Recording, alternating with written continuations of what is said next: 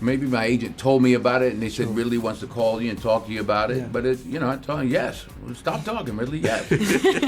Yeah, let me think about it, Ridley. Gladiator II. How's this? Good. That's very good. Yeah. You. I think you got a shot in Gladiator 3. I think so. Yeah. It's my audition. There's several times where I've been to a museum and there was a bust of hers. Yeah. Oh my goodness. And I know very, very well what her real life was like. And I was always really kind of angry on her behalf. I have to ask about the gold tooth. Yeah. Do you still have that? Yeah, I do. I do still have that. Yeah. That's the gold tooth lives on my desk right now. No way. Yeah. Do you ever just pop it on at home and Once just or get twice, back in right? Lucilla's outfits, I'm just obsessed. It made me think I need to be wearing more arm cuffs. It was amazing. I agree. I like to get the shoes as soon as I can, sooner rather than later. So sandals or those Roman, whatever they call them, flip-flop Roman sandals, getting those on changes everything. Virgin Radio. Tilly and Felix were from the Chris Evans Breakfast Show on Nice Virgin to Radio. meet you both. And So you. nice to meet you. 24 years on from the first Gladiator movie, did you believe that a sequel would ever be made, or did you kind of move on from the idea? I kind of heard through the grapevine, and every time I did press on any film, you could count on the journalist asked me, so are we getting Gladiator 2? And I would go like, I do not know yet. And then one day, some years ago, the producers called me or called my people and asked if I would be interested in returning. And we were sort of like, depends. Depends, because, I think we were kind of worried, people have so much love for the first film, and we didn't want to do something that was going to not make them happy. But then when I read the script, I was like, they will be happy. And also that was exactly what the producer said to me. She'll be happy. It's been quite some time since the first film, so much so we figured out I wasn't actually born when the first film came out. So can you remember the first time you watched it and your experience? I only watched it once, so Really? having no idea that I would have maybe needed to watch it 25 years later. So it was obviously a great film and great performances, and that was then, and this is now. And did you go back and do some, or did you leave it? No, I left interesting. it alone. I left it alone. I took what the script gave me, and I knew there was a macroness, but so what? Yeah. Who cares? It's not a history lesson. Yeah. Do you remember the first time you watched the first Gladiator? I've been saying I more remember the kind of frequent watching of it. Yeah. I remember whenever it was on television, no matter what point it was in the movie, I would watch till the end. Yeah. I feel like it's one of the first movies where, without trying to, you ended up knowing all the lines of it. Yeah. Oh, totally. But we're contemporaries, I think, because I 100%. also was very young when it came out. Yeah. Yeah. And how did you feel when you first found out that you were going to take part in the second one? It was so wild. I mean, Ridley Scott is one of those filmmakers. He's just like a one-of-a-kind movie maker. Yeah. He builds worlds and grew up on so many of his films. I remember finding out that the same guy made Blade Runner and Alien and Thelma and Louise, and it's like one director built all those totally different things, and it really expanded my idea of what movies are and what a director can do. So I was very, very thrilled. Bit of a pinch me. Yeah, routinely pinch me. I like that. And this isn't the first time you've worked with Ridley Scott. Right. Can you talk to us about the process of joining a film like this and how that works? He makes it easy, he's no nonsense, not too precious about anything. Get on with it. He leaves me alone, I leave him alone. Sure. The movie's not called Macronus, it's called Gladiator, so he's focusing on the boy and the story, and I'm up in the stands. Sure. And presumably this was a massive hell yes when you read the script. I don't even know if I read the script first. Maybe my agent told me about it, and they said Ridley wants to call you and talk to you about it. Yeah. But I told him yes. Stop talking, Ridley. Yes. Yeah, let me think about it, Ridley. Gladiator II. Give me 3 to 5. Yeah, give me. Christmas days. Are you sure this will work? Nobody's gonna see it. In terms of your character, Lucilla, did you feel like you had to get to know her again, or did it come really naturally? Did it just slip back She into came place? right back to me. But more interestingly for me, you know, Ridley had put her into a situation which was extraordinary because she is the daughter of Marcus Aurelius. And, you know, at that time, you know, Rome had gone through like 80 years of a golden age. And in Lucilla, he creates a person who's actually seen the total loss of everything that her father stood for, but also what the ancient Romans, like the Republicans, stood for. All of that is gone. And now what you have is the chaos that comes with giving power, absolute power, to a singular human being, and this time without any of the personalities of the former 4 emperors before my father. And so such an actory thing to say, sorry, my father. Sorry. We wondered if you'd kind of communicated with Lucilla during the time that you weren't filming, during all of those years. Did you use all of that wisdom in your own life? Did you kind of sit down with her almost and say, what would you do in this situation? Or There's several times where I've been to a museum and there was a bust of hers. Yeah. Oh my goodness. And, you know, I know very, very well what her real life was like. And I was always really kind of angry on her behalf. She was married off by her philosopher father to his sort of step-adopted brother and co-emperor, just to show, oh, look, we're going to be sharing power. I'll give you my daughter.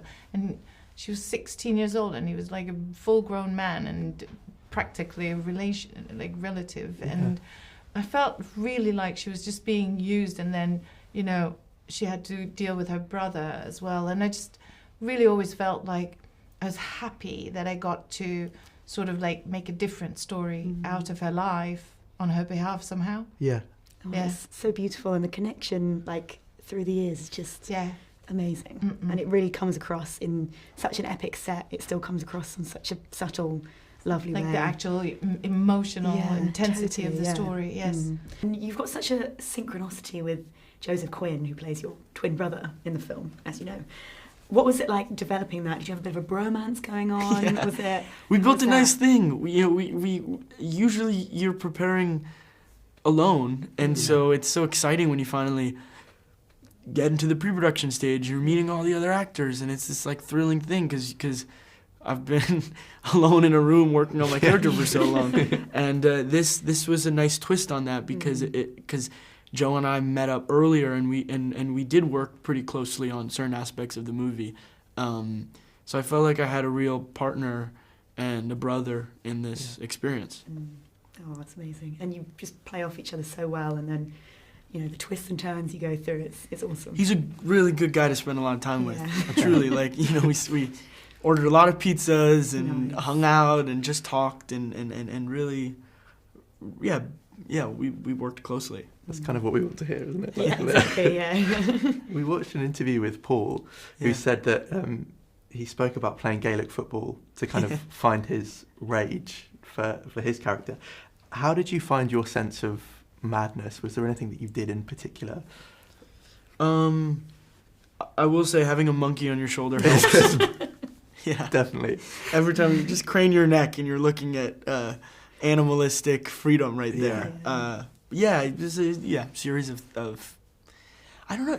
I truly find the preparation period to always be a bit mysterious. Yeah. What's so exciting is it's different every time, but you're sort of chasing some way to prepare, some way to really find out who this person is. And in my experience, everything that I worked the last time doesn't work anymore. Yeah. So you always have to find some new way, and it's a little mysterious what that new way ends up being. Yeah. We've heard so much about like the scale of the set, and you can just see it in the film with the costumes, and we've heard you talking before about like the rings and how that helped you to get into character. It was something I really noticed when I watched the film. How much does stepping into that world completely transform you? Does that take you half the way there already, or? An actor, or I'll speak for this actor, I like to get the shoes as soon as I can, or sooner rather than later. So sandals or those Roman, whatever they call them, flip-flop Roman sandals, getting those on changes everything. Walking around in dirt and sand, then your robes and gowns and rings and earrings, and you just, while you're building the inside, you're adding on the outside, and then you step into the environment. Sure. Yeah. And on kind of that point, you said that this is one of the biggest films you've ever worked on in terms of the set. And the budget. Yeah. What was that like the first time you walked onto the set? It wasn't my money. I was like, great. Like, wow. Keep going. What can I steal? And a different point, Lucilla's outfits. I'm just obsessed. It made me think I need to be wearing more arm cuffs. It was amazing. I agree. Did you work together with the team, or did you arrive and that was all ready for you? How did that go? So Jonty is like amazing. She basically has like 1,000 different amazing things ready for you. And so really the process is more one of her sort of fitting it to it and us talking through like which scenes, what goes. And I think, at the beginning we kind of went with like, fashion has changed. But then we kind of became more and more sort of like into this idea that for Lucilla, she's not a fashion plate. She's someone who's just like a very classical girl, and so we kind of like went back, and I think we also wanted to a little bit to sort of nod to the first film as well. Yeah, we were both struck by your look, yours and Joseph's look, was just amazing. And how did that come about? Did you work on that together, or did it? Well, Jonty Yates is the costume designer, and she designed the first Gladiator. Wow. Actually, her first time working with Ridley was on the first Gladiator, and they've done countless films since. Yeah. But she is a genius, and I remember walking in to meet her for the first time, and I just felt so inspired artistically by her. We had this moment where we started putting on rings and like suddenly realized like, oh, this is the kind of guy who's gonna have rings on every single finger. There's no cutting back here. We thought a lot about excess and I kind of think of him a little bit like rotting gold. Like it's like how much glitz and glamour can you throw on as a way of trying to cover up sickness? Yeah. And it is a great gift to be working with someone like Jonty, who's so skilled with the history and just has such wisdom at her fingertips when you're doing something that's this kind of, it's so much about excess. So you feel like she knows about all of the things, and we really got into it. I have to ask about the gold tooth. Yeah. Do you still have that? I do still have that. That's my.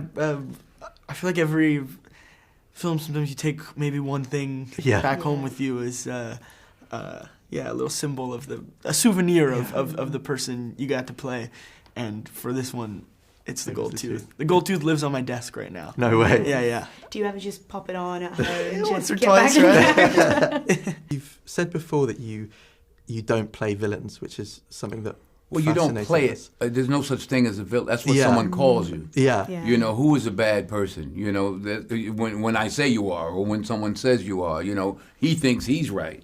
And it's such a complex character. How do you get into that mindset? Was there anything that helped you aside from the kind of physical things? Writing his biography, because we don't know what happened to him. Sure. How was he treated? You start building one. They live in a hole in the ground, basically, and then they bring them out to kill each other. Yeah. And that's a good day. Yeah. We both came out of the film, and the first thing we said was, "We are so glad that we don't live in How lucky ancient that Rome." we weren't born at that time. I know, I'm telling brutal, you, isn't feeding fed to the lions. And, by the way, crucifixions. Yeah. I mean, it just kept coming, didn't it? You've done the Roman Empire twice now. Is there another part of history or era that you'd love to try next? Well, I mean, I did do the Amazons as well. And you know, the Amazons that we did in Wonder Woman, yes, they were sort of part of a superhero story, but we actually built them very, very, very much on the latest archaeology and anthropology. And there's like real evidence that we have like real female warrior societies that belong to that area, like sort of north of Bulgaria, north of that part of the world, and you know, Kazakhstan and so on. And it's been so interesting. And I would love personally to just go back and do some more exploration of those incredible warrior societies, female warrior societies. Also because I just love this idea that all of those preconceived notions that we have about the sexes, like, you know, this is what is male, and we even call it masculine, and this is what is feminine, and we usually mean soft and hard on the other side. And really all of those things that really would love to be done with these ideas and move into a real thing. The sort of things that people don't hear about necessarily. Yeah. That's fascinating. Or question, right? Yeah. Well, I think we can say for everyone we'd love to see that, and Yeah. hopefully we'll Thank see you. it. A lot of status is given to this moment. Yeah. The kind of humble thumbs up or thumbs down. How much did you practice that? I think that's the kind of thing where, like, if you focus too much, obviously it's now a gesture that carries legacy, and I think like you put too much weight into that, you will drown in it. Yeah. I would have I think I would have actually gone not just like insane for the character, but me myself mad if I was like looking in the mirror trying to come up with that on my own. So I think I just actually did the opposite and like threw it away. Yeah. Sure. Or attempted to at least. Nice. How's this? Good? That's very good. Good? Yeah, Yeah. you I think you got a shot in Gladiator 3. I think so. Yeah. It's my audition. Is there another period of time you'd like to explore? I'm about to do next year Othello on Broadway. On stage, yeah. And then Hannibal. Amazing. Yeah. I love A light schedule. Yeah. Yeah. A light Just comedy, a take couple it of light easy. rom-coms. That nutty Othello. Yeah. That wacky Hannibal and those animals. Just kicking back next That's all. year. You know, no me and the biggie. elephants. Yeah, just another day in the desert. Exactly. Well, thank you so much. Pleasure. It's so lovely to meet you. My and pleasure. the film is Pleasure just to meet you. epic. Thank you. Thank you. So I nice to directed meet it. I wrote it. Yeah. You know.